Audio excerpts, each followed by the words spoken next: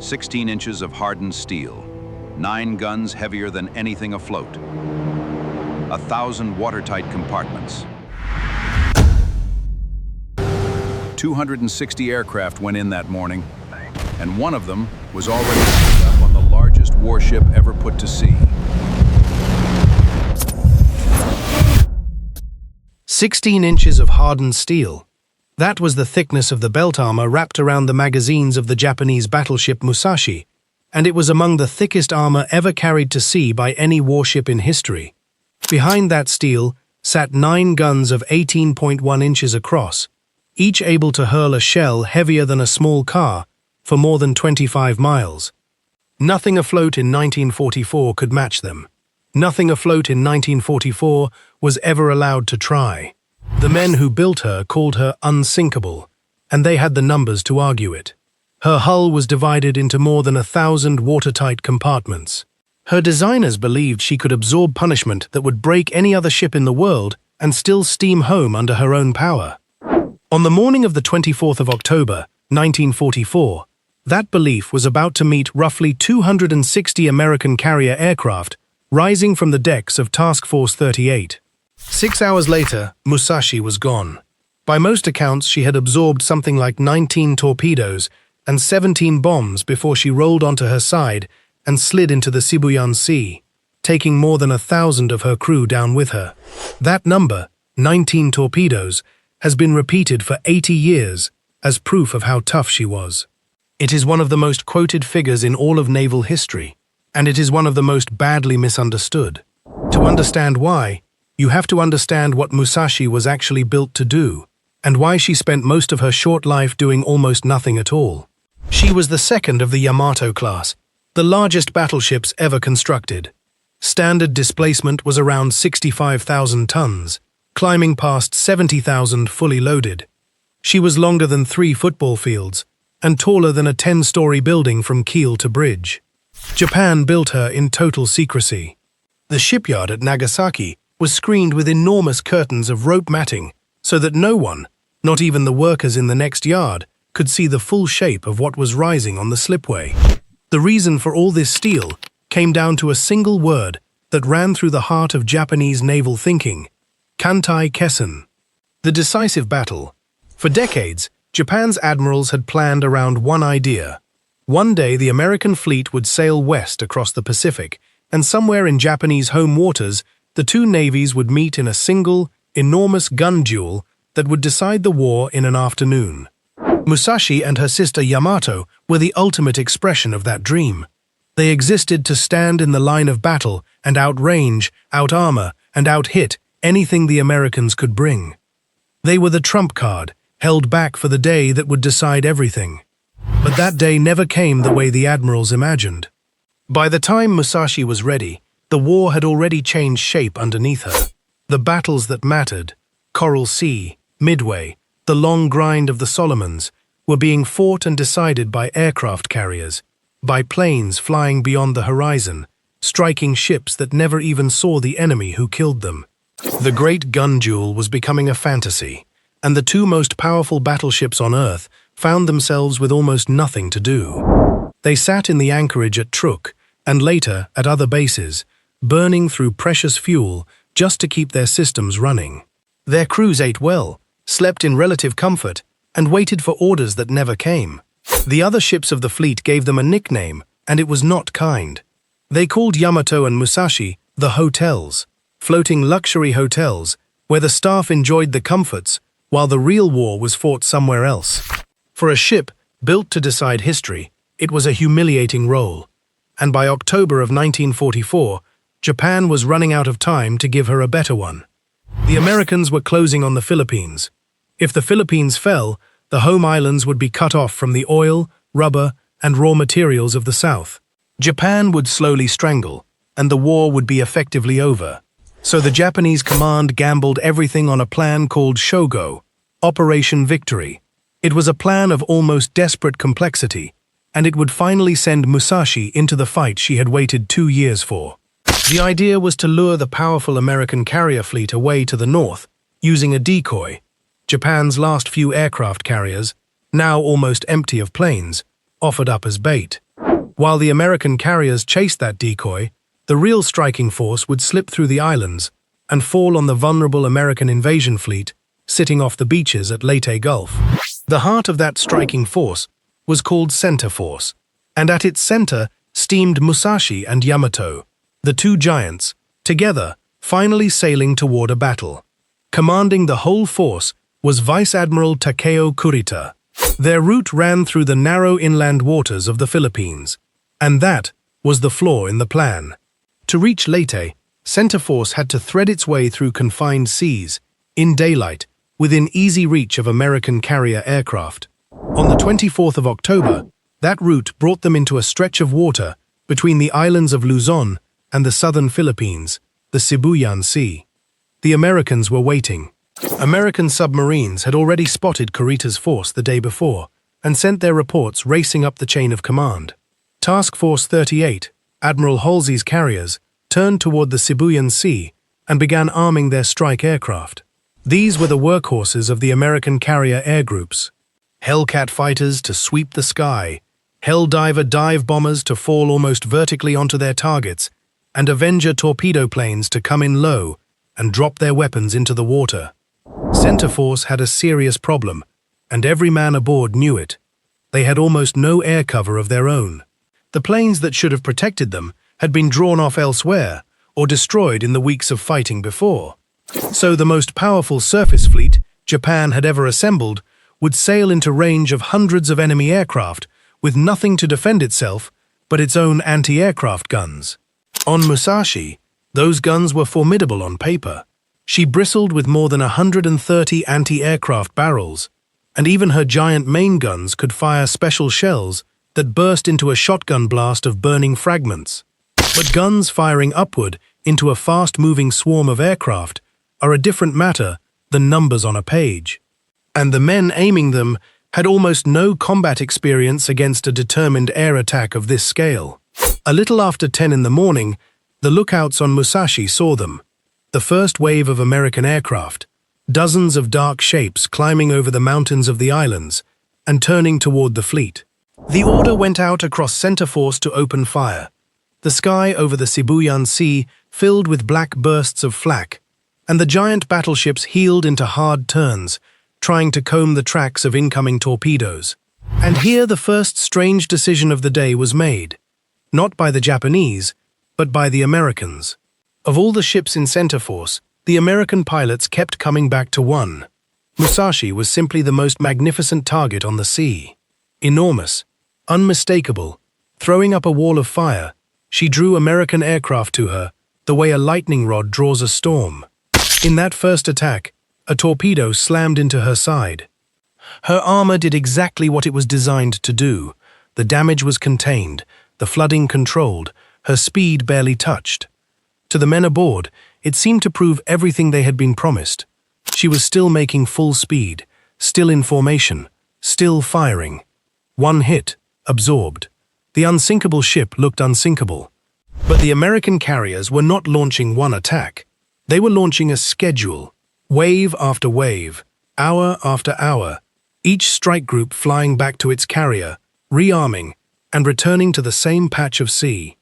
The second wave arrived before noon, and this time the airmen had learned.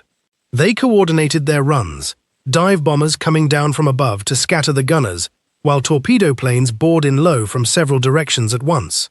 A ship cannot turn away from every torpedo dropped from every angle at the same time. Geometry began to work against Musashi, in a way her armor could do nothing about. More torpedoes found her hull. Bombs walked across her decks, tearing away anti-aircraft mounts, killing gun crews, smashing the rangefinders she needed to aim. Each hit alone was survivable. That was never the point. Slowly, the giant began to change. She took on a slight list as water flooded compartments on one side. Her bow began to settle lower as the sea pressed in through the wounds along her length. The damage control crews were extraordinary. They counter-flooded the opposite side to level her out, shored up bulkheads, fought fires, and dragged the wounded clear. They did everything right. It was not enough, and it was never going to be, because every gallon of water they let in to level the ship also pushed her deeper. Every countermeasure that kept her upright also made her heavier, slower, lower in the water.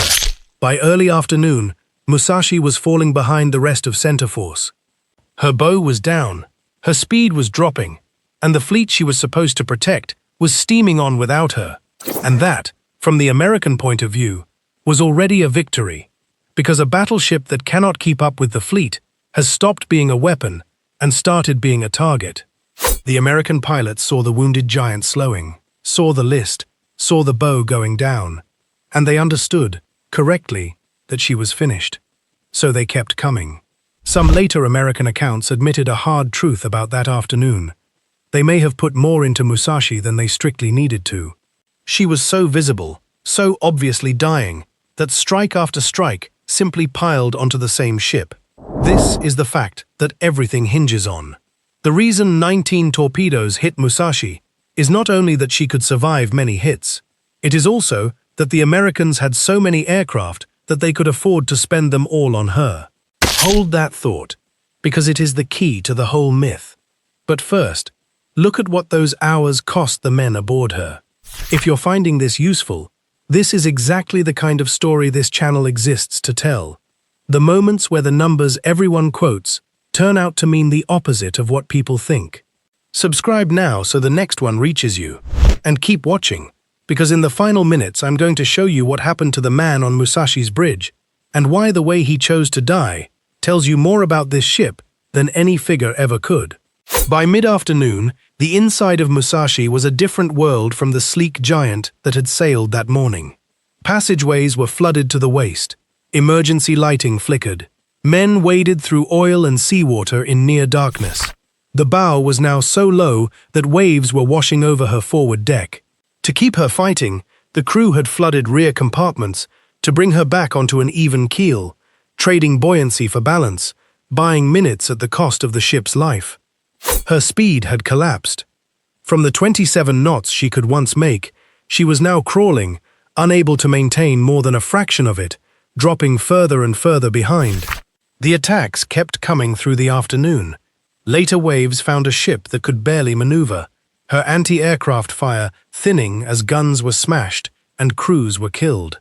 Each strike now was less a battle than a demolition, and still she would not sink. This is the part that fed the legend for 80 years, the sheer, stubborn refusal of the hull to go under, hour after hour, hit after hit. Aboard Yamato, her sister, men watched Musashi fall behind and understood they were seeing their own possible future. They were watching the myth of the unsinkable battleship die in real time, in front of them, on the sea. Vice Admiral Kurita made the hard decision that a commander sometimes has to make. He could not stop the fleet to save one ship. Center Force steamed on toward Leyte, and Musashi was left to her fate. On her bridge stood her captain, Rear Admiral Toshihira Inoguchi. He had commanded her with pride, and he had believed in her as deeply as anyone. Now he stood in the wreckage of that belief and watched the sea come for his ship. By late afternoon, the list was becoming permanent. The counter-flooding had run out of room. There were no more compartments left to flood, no more tricks left to level her. The sea was simply winning. Around 7:30 in the evening, the order finally came to prepare to abandon ship. After more than 5 hours of fighting, the giant had nothing left. The list grew steeper. Loose gear began to slide across the decks. Men lost their footing and tumbled toward the low side, into the black water rising to meet them. And then Musashi did what her builders had sworn she never could. She rolled onto her side, her enormous hull turning up toward the darkening sky, and she began to go down. So let's go back to that number. 19 torpedoes, 17 bombs. For 80 years it has been quoted as the ultimate compliment to Japanese engineering. Look how much it took to sink her. But turn it around. That figure is not really a measurement of how strong Musashi was. It is a measurement of how much power the United States could put into the sky over one ship in a single day. Roughly 260 aircraft, flying repeated missions from a fleet of carriers, rearming and returning again and again. That is what 19 torpedoes actually represents. Not one ship's toughness, one navy's overwhelming abundance. The 19 torpedoes are not a compliment. They are a verdict on the whole idea Musashi was built to serve. The idea that a single, magnificent, unsinkable ship could decide a war. Because the Americans did not need one perfect ship. They had hundreds of ordinary aircraft, flown by well-trained crews, backed by an industry that could replace everything they lost. And against that, no amount of armor was ever going to be enough. Musashi did not sink because she was weak. She sank because she was answering a question the world had already stopped asking. The age of the battleship was over, and it took 19 torpedoes to write the obituary. As she rolled, the men who could still move threw themselves off the rising hull and into the sea. Some slid down the fouled steel plating she had once been so proud of, the barnacle-free hull tearing at them as they went. Captain Inoguchi did not leave. By the tradition he held, the captain went with his ship. He is said to have retired to his cabin as Musashi turned over, choosing to go down with the vessel he had commanded and believed in. With him went a written note, entrusted to a surviving officer, an apology, in effect, for having placed such faith in the great battleship, and a warning that Japan had built its hopes on the wrong kind of ship. That confession, from the mouth of her own captain, is perhaps the most honest verdict Musashi ever received. The man who loved her best understood, in his last hours, exactly what she had failed to be.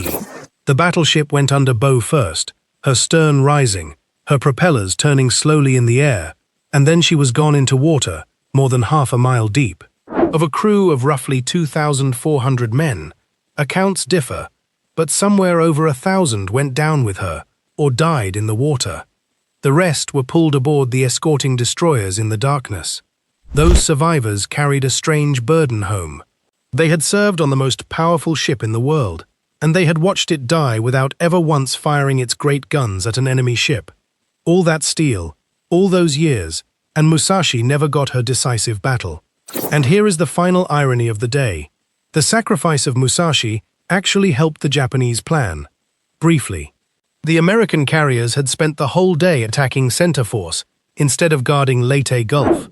When Admiral Halsey saw center force apparently turning back after losing Musashi, he took the bait of the northern decoy and raced away with his carriers, leaving the invasion fleet almost undefended. For a few hours the following morning, Kurita's remaining ships broke through and fell upon a thin screen of American escort carriers and destroyers off the island of Samar, the very disaster the plan had been designed to create.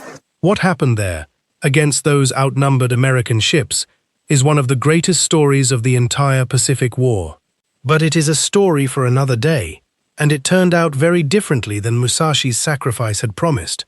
Because in the end, center force lost its nerve and withdrew, and the great gamble of Leyte Gulf failed.